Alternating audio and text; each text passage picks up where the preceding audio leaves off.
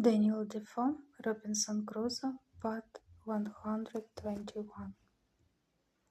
And now I found to my great comfort how happy it was that I had provided a tame flock of herd of goats, for I durst not upon my account fire my gun, especially near that side of the island where they usually came, lest I should alarm the savages, and if they had fled from me now, I was sure to have them come again, with perhaps 200 or 300 canoes with them in a few days, and then I knew what to expect. However, I wore out a year and 3 months more before I ever saw any more of the savages, and then I found them again, as I shall soon observe. It is true they might have been there once or twice, but either they made no stay, or at least I did not see them. But in the month of May, as near as I could calculate, and in my 24th year, I had a very strange encounter with them, of which in its place. The perturbation of my mind during this 15 or 16 months interval was very great. I slept unquietly, dreamed always frightful dreams, and often started out of my sleep in the night. In the day, great troubles overwhelmed my mind, and in the night I dreamed often of killing the savages and of the reasons why I might justify doing it.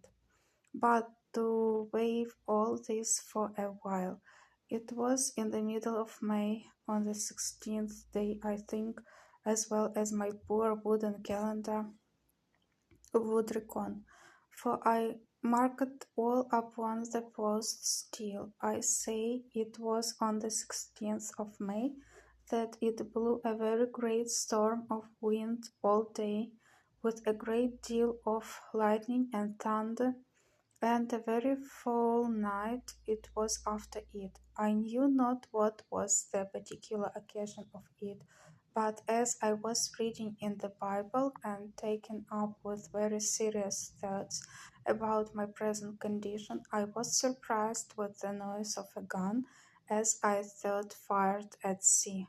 This was, to be sure, a surprise quite of a different nature from any I had met with before. For the notions this put into my thoughts were quite of another kind. I started up in the greatest haste imaginable, and in a trice clapped my ladder to the middle place of the rock and pulled it after me.